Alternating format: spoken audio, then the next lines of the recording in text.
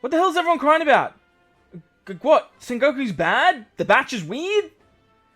Literally a week ago, everyone was complaining that we had too many Super Sugos, and like, we didn't know where to summon.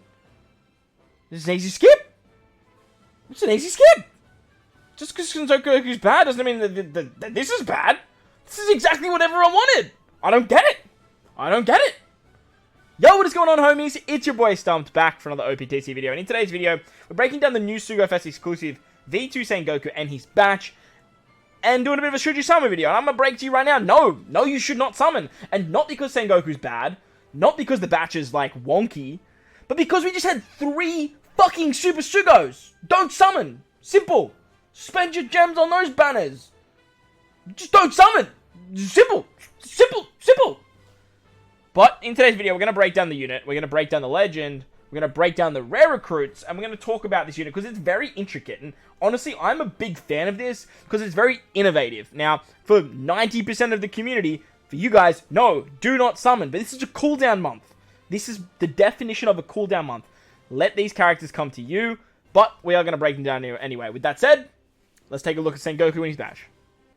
Alright, so here it is, the World Government's Navy HQ Sugo Fest. 10% Sugo rate with 3 parts. There is only one legend, obviously being Sengoku on this banner.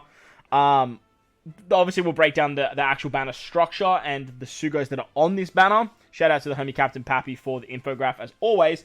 But it starts on the 29th, which is literally tomorrow. We got information very late.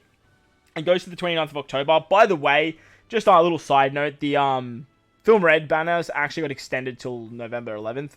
So if you're a newer player, someone on Uch is part of the banner if you are looking to spend your gens. But there is a new Sugo Fest Sengoku, plus a new Kazaru, Aokiji, Akainu, and Fujitora. The new Akainu and Aokiji will be raid boosted on part 1-2, where Kazaru and Fuji will be raid boosted on parts 1 and 3. So instead of separating legends onto 2 parts, they've just separated the rare recruits. Because this particular batch, and once we break down the characters, which most people already know, this batch works very, very well, obviously, with Sengoku, and it's very tailored to this particular legend. But I don't know why everyone's crying. You can still use this legend without the batch. You can still use the batch characters without this legend. So we'll talk about it once we get there. I'm so used to saying Super Sugo Fest. In this Sugo Fest, the pool of recruitable Sugo Fest characters will be limited to 30 on part 1 and 20 on part 2 and part 3. So part 1 does not have all legends, which is great.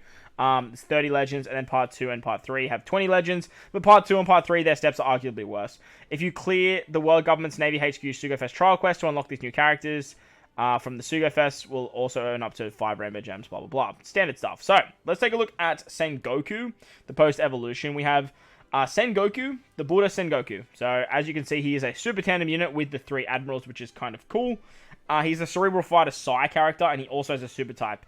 Now, I know a lot of people are sort of sitting there frothing that we finally have a super type cerebral character, but no, this guy does not work great for the local sea monster. So, if you guys have been waiting for that, you're going to have to wait a little bit longer. He's special if every type is on the crew, boost the attack and slot effects by 4 times for 1 chosen character. So, very similar to Toki, you choose a character and you get a 4 times attack and a 4 times orb boost. Changes the chosen character slot into a matching slot, and all other characters into tandem. If 4 or more side characters are on the crew, however, boost the attack and slot effects by 3.5 for 1 turn from a chosen character. Now, the big problem with this is it's only for 1 character. That is the huge problem. Now, Toki was a 3.5 for 2 characters, which is a huge difference. Double the amount of characters is massive. Whether it be like 1 to 2 or 2 to 4, like the doubling is the difference. Not that it's just 1 more, it's the doubling factor. 1 character is a huge hindrance. However, this can still be effective in stuff like Super Boss Kazuna. With boosted characters and stuff like that, that 4 times can hit very, very hard. I don't know where it would, and I can't, off the top of my head, say where it would. However, 4 times attack, 4 times orbs, like, there's not a lot of characters that are actually giving that, so just be mindful of that too. He then changes this character's slot into their own type. However, it does not go through block orbs, which I think is a huge, huge missed opportunity. Should definitely go through block orbs. Same with the tandem slots, going through block orbs to guarantee that, because obviously it just activates the super tandem effect.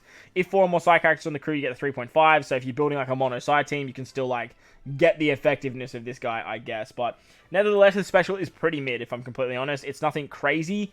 It's not like Toki. It's just raw damage, but it's only for 1 unit. But you'll understand why once we get to the crux of the actual rare recruits. His captain ability boosts crew's attack by 4.5, HP by 1.5, so a lot of HP, and then makes crew's sight and tandem slots and unfavorable slots have matching slot effects. I think that's something that a lot of people gloss over. Unfavorable slots are now matching. Now, that's very similar when Judge 6 Plus came out. That ability of having no unfavorable slots is actually huge, because when you are running a team that has, like, all colors on it, because, like, this guy becomes a 5.5 times attack boost if you do have every type on the crew, and not having, like, unfavorable slots is massive, because you then have your own type, you have Psy and Tandem, because he's the Psy unit, you're not running Psy characters, and then you have your unfavorable slot as unmatching, so you're left with, like, Recovery and two other natural orbs, unfavorable for those particular characters. So, as a captain, I do find him very intricate, and I do like what they're doing in terms of changing it up and not just raw Unga Bunga damage, right? We've just had a lot of characters that are just crazy, non-innovative style characters. Besides maybe Shanks, and obviously we know the Shanks debacle, they haven't really done too much with, like, these crazy, like, these weird type of shenanigans. Like, Uta was awesome with her turn progression buff, which was crazy broken. Luffy was cool because he could, like,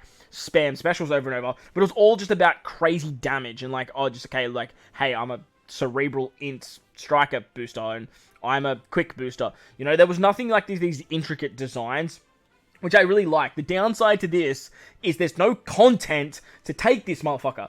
That is the problem, right? If they gave us, like, missions where it was, like, complete, I don't know, Garbs challenge, what's it called? What's the Admirals one? Is it Admirals or Marine Forward ones?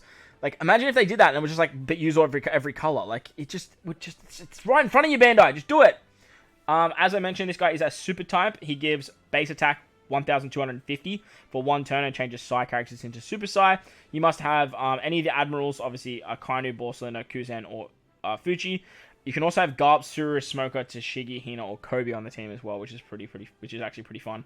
He is a Super Tandem character, and at level 5 Super Tandem, he applies an attack tandem of 2.5 to the top row characters for 1 turn, and applies an attack boost tandem of 1.5 to other characters for 1 turn. So, basically, your captains will get a 2.5 times attack boost tandem. Now, remember, you can use 2 Sengokus in 1 turn, and you can apply the 4 times attack to 2 characters. So, that's the kind of like a nice little trade-off there. And then you're attacking, like, very hard with 2 characters. However, you do want to try and build the team around, like, all of the colors to really get all of the beneficial effects of Sengoku. But once you build the team right, like this guy, I can see this guy being very good. 11 turn cooldown at max, that's Limit Break expansion. And his support goes on any of the Admirals as well as Garp and gives a 1.75 attack and slot boost whenever the character uses a special. So very, very good support for those characters there. 1.75 times attack and orbs is actually very, very good. So, like I said, it's not that Sengoku's bad, it's just that he's just so finicky to use if you want to get his full potential out of him. However, as you guys can see here with his captain, you can build just a rainbow team, 4.5. Like, you still have the option to do that. So, be mindful that you can do that. However, to get this sort of ability with his special, to actually have a special ability, you really want to tailor it to all colors or a mono-side team. So, that's Sengoku. He does come with 4 rare recruits. Now, 4 rare recruits is a lot. However, it's better than fucking 4 legends, right? So, Kazaru. Let's talk about Kazaru. He's a Shooter Free Spirit Dex character who has a final tap, by the way. These rare recruits have a final tap. And they have a super type. Yes. All of these characters have a final tap and a super type, which is very, very interesting. And if you notice with Sengoku, he boosts the top row characters with his super tandem ability. And they're all super types. So, very, very interesting. And all of these guys have final taps. So, the idea is Sengoku boosts these particular characters. And the way he boosts them is very interesting. Kazaru. We're actually going to talk about his captain ability, because these guys' captain abilities are actually viable. So, Kazaru boosts crew's HP by 1.5 and makes Dex and Tandem slots have matching spell effects.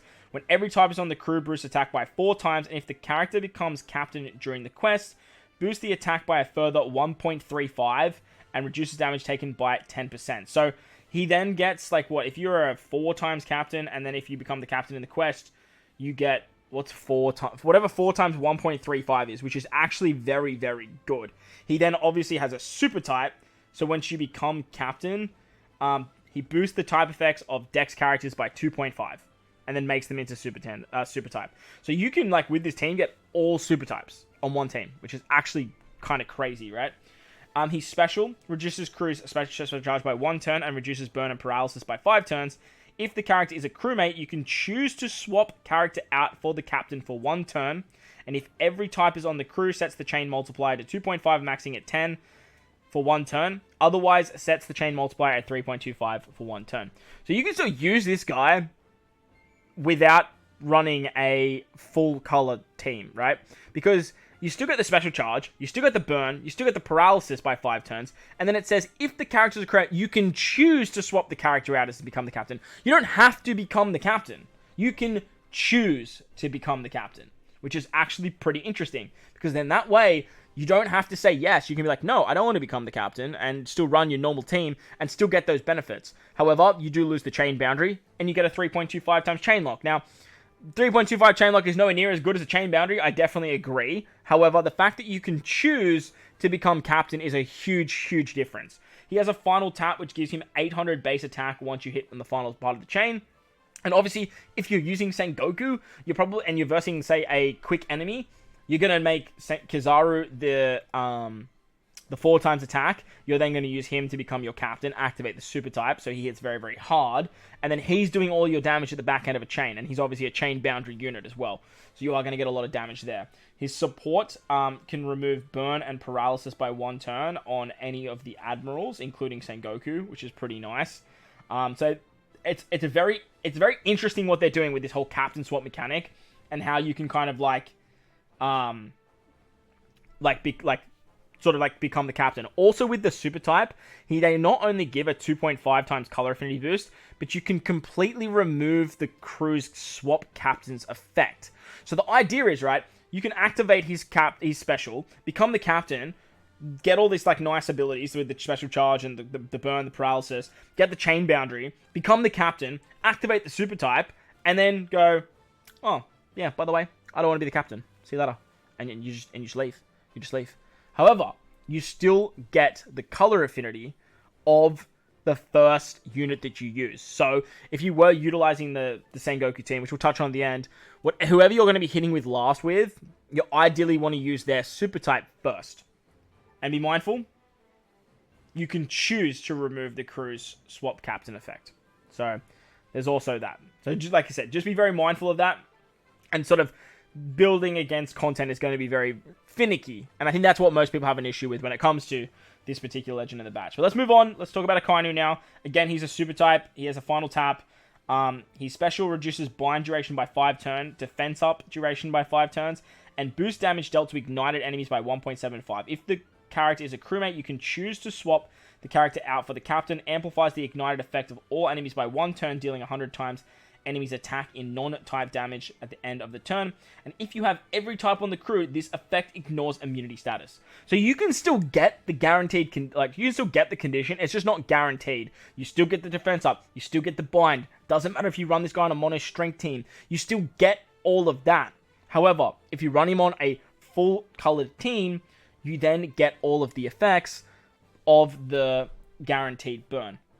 Remember, you can choose to become captain. You don't have to become captain. And if you do become the captain, you just activate the super type and you're like, hey, cool, catch up, see you later. I'm not going to become the captain anymore. And you get a 2.5 times color affinity boost to strength characters. Like, this is awesome. Like, this is so good. If you're running this guy on a mono strength team, why would this not be good? I don't get why people complaining, man. Obviously, you need Sengoku, Kuzan, Borsalino, Iso, and Garb on the team. But, like, this is really cool that they're doing this with rare recruits. I think this is really, really cool. Like, really, really cool. He obviously has a final tap, adding 800 to his base attack that stacks on top of everything as well. So, very, very interesting unit. Guaranteed conditional boost. You love to see it. 12-turn cooldown. He's a driven fighter character. Very, very nice rare recruit. So, as a captain, we didn't touch on his captain, sorry. It's basically the same as Kazaru's, right? 1.5 times HP, makes strength and tandemals, has matching slot effects. When every type is on the crew, boosts attack by 4 times. And if the character becomes captain during the quest, then you boost the attack further by 1.35 to reduce damage taken. Now remember, like, you're never running these guys as a captain anyway. So they're going to become captain, you activate the super type, and then you just say see you later to becoming the captain. So, like, that's what you really want to be doing with these guys, right? Obviously, in long content where you need to use their special more than once, it's going to be very challenging to run them on a team that, like, involves not having all colors. But that doesn't mean these characters are worthless. It doesn't mean that they're not going to be used. So, that's Akainu. Let's move on to Kuzen. Now, Kuzen is a striker-shooter quick character. His special reduces attack down and special bind duration by 5 turns, threshold by 5 turns. If the character is a crewmate, you can swap into the captain for 1 turn. And if every type is on the crew, you further increase the attack and orb boost by 0.25. So obviously the idea of this is to utilize it alongside Sengoku. And then you can increase the 4 times attack and orb boost into a 4.25. And then you become the captain. And obviously the captain ability is the same as Akainu and Kazaru's. Except it's for quick characters now, where you get the quick orb is beneficial. And then you get the super type for quick characters and that 2.5 color affinity to quick characters. And then you get the final tap, which has the 800 base stats. And then he also has a support that's... If you land a perfect, you remove threshold. Oh, is Akainu removing defense up? Ooh, that's nice. He removes defense up on a perfect. That's really good. I really like those types of support. So, Kuzen, super cool. Unfortunately, he's got Barrier Pen. He doesn't have Fear, which is a huge missed opportunity in my opinion. I know having Fear and Final Tap would be very challenging for a limit break. But anyone that has Special Bind, you kind of want to see that Fear removal on them as well. Finally, we have Iso, and Iso is a Powerhouse Slasher int character, who again has a super type and a final tap. His support removes damage reduction if you hit a perfect, which is pretty cool. And his special reduces Despair by 5 turns, damage reduction by 5 turns, boost the chain multiplier by 1.0 for 1 turn. If the captain is a crewmate, you can choose to become the captain, and if every type is on the crew, further increases the chain multiplier boost by 0.3, including the chain multiplier boost launched by this particular special. So, very, very cool. Obviously, they're all built around having, his captain ability is the same, it just makes int orbs beneficial. Super type's the same. Color affinity by 2.5. Final tap is 800 base stats that stacks on top of everything as well. So, all of these characters to me are very, very... It's very interesting what they're doing, and I do really like this particular concept. Now, just to sort of break it down for most people, I do understand a lot of people are complaining that it's very restrictive, and you gotta, like, build a all-colored team to make Sengoku work. But, I mean, it's 2022. The game's been out for 8 years. There's enough characters in the game for you guys to put your noggins together and build a team that has every goddamn color on it. It's not like this is a new concept. Judge 6+, Arlong crew. It's not like this is new. And yes, I understand for new players, like, you should not be summoning here. But, like reality check, for advanced players, endgame players, you shouldn't be summoning here either. We just had 3 Super Sugo Fests. Myself, I'll probably summon because I really want to use these units and I want to see what cool teams I can build with Sengoku if I pull Sengoku. But for 99.9% of you jabronis out there, do not summon on this banner. Simple. But at the same time, don't complain about the fact that we're getting this cooldown of these intricate, really cool design characters when a week ago you were complaining that there's too many banners to come out to summon on. Simple as that. Okay? That's the bottom line. Now, all these characters will be boosted, obviously, in the point farming event, which is actually against Pops and the little brother. This particular character, I've been told, isn't overly amazing, but obviously we'll have a chat about that once we actually get to the free-to-play event. I'm actually pretty keen for it. It sounds like a pretty cool event. But yeah, these characters will be boosted, and then obviously there'll be some other boosted as well. But the event period... the banner starts on the 29th, which is literally tomorrow, which I'm at work for, and I don't really want to summon on part 1 anyway. Part 2 is the 30th, which is the Saturday, and I will unfortunately be out, so I don't think I'll have a chance to summon here either, but I might have some time in the afternoon. I do have a mate's 30th, so I'm not sure how that'll go. And then part 3 drops on October 1st, and I'm at work, so... I think the day after that, once all the banners are out, we might summon and we might do a stream. So if you haven't done so already, head over to Twitch, hit me the follow so you guys don't miss out on any of that. And they all go to the 29th of October, so that's kind of fun. All posters will be 4-star or better, and we've come to sort of know and love that. So parts 1, 1st, 2nd, 5th, 6th, 7th, 9th, 11th, 13th, 14th, 16th, 17th, 19th, 21st, 22nd, 24th. Multi is a Sugafest Raid boosted character. Standard shit. This is what we get all the fucking time, so don't complain about the banner structure, if I'm completely honest, because this is the shit we get. Third pull is Kazaru, Akainu, Aokiji, or Fujitora. I love this. I love this so much. Third multi, you get a guaranteed rare recruit. Let's fucking go! This is great. This is so good.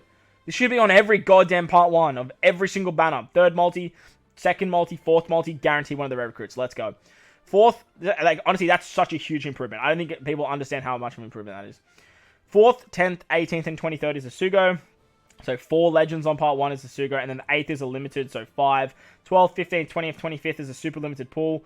So what's that? Another, like, 9 steps for a guaranteed legend out of 25. So, like, most people, honestly, you should not be doing 25 multis on this banner. Simple as that. Like, it's just, that's the bottom line. If you want Sengoku super badly, if you love this character and you love the idea and stuff, summon on part 2 and 3. Like, for 5 more multis, you're getting guaranteed. It'd be silly not to. On part 2 and 3, the 2nd, 5th, 6th, 8th, 9th, 11th, 12th, 13th, 14th, 15th, 17th, 18th, 19th, 21st, 20th. Like, why? Why is there so many? Like, this step sucks, man. This step sucks.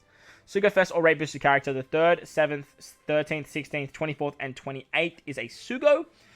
And then on part 2, you can either get a Kaino and Aokiji on multi 4, and on part 3, you either get Kazaru and Fujitora because they're rate boosted. Again, I love this. I love this step. This step is the best step of the whole entire banner.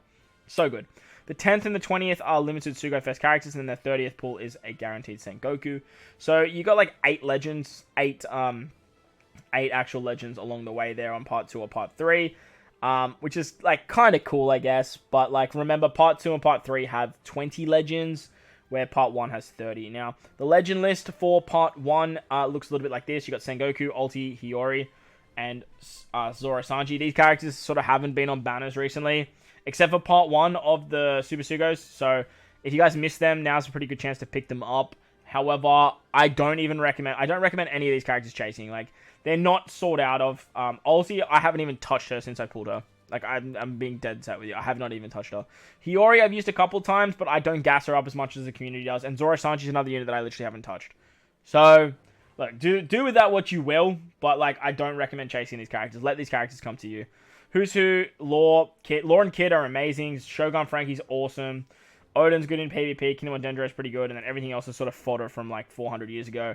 Down here, you've got your level limit break copium as well, so that's kind of nice that it's there. The limited pool step is pretty interesting, but the super limited pool is actually very, very good because of the top 4 characters that you see there. That's the bottom line. You also have some super tandem copium there in Who's Who as well. As for part 2, you've got Black Maria, and then Ulti, No Hiyori, and Zoro Sanji, where on part 3, you have a Hiyori and Sasaki. No Zoro Sanji on that as well. The good thing about part 3, actually, is you actually have the V1 Sanji. You have Hody as well, who I think also got his level limit break recently. So, for myself, I think I'll probably summon on this part here, part 3. Just because there's V1 Sanji. However, I will be breaking down the new level limit break characters in a separate video.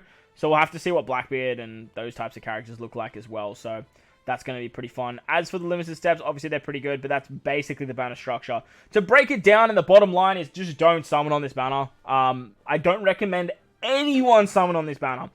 If you really like the character, if you were a big Sengoku fan, or you really enjoy the mechanic like myself, do some multis. I'm not going to stop you. Who am I to tell you how to spend your gems? But if you're one of those people that's going to sit there and whinge that we just had 3 Super Sugos, you have no gems to summon, and then this banner comes out and you whinge about this legend being dog water, or is too intricate, or too restrictive, all I can say is just boo fucking who. Because can't have your cake and eat it as well. Simple as that. Do I think Sengoku's amazing? No. I don't think he's game breaking. I don't think he's even like, not even in the realm of like top tier legend. However, I like that they're changing it up. I like that they're doing different shit. I like that we didn't just get a cerebral Psy character that's just like a 3.5 times attack and all boost to the entire team that has a busted super tandem and a crazy final tap. Like, after just spending so many gems on a Super Sugo Fest, the worst possible scenario is this guy be absolutely insane. You can make the argument to me, yes, I would have liked to see a better legend, and yeah, I'll accept that. But at the same time, does anyone really want to be summoning right now? Like, just have a good hard think about that. Does anyone want to be summoning right now after we just had 3 Super Sugos? We have half Annie coming up next month, and then New Year's after that. You tell me. You be the judge. Spend your gems how you want. But Uncle Stump sitting here saying, do not summon. Simple as that. Myself, I'll probably do some multis. I don't know how crazy I'll go. We'll see how the stream goes. But yes, I will be summoning. One Legend's always fun. And in all honesty, I really like this batch. I think it's very cool. I think it's a lot of fun. And I would love to see how some really creative content creators or myself try and like build some teams with these particular units. But if you enjoyed this type of video, make sure to belt the like button for me if you're new to the channel. Hit the big red subscribe button. Most importantly though, enjoy the rest of your day wherever you are in this beautiful world. Thank you all for watching and I'll catch you all in the next one. Later!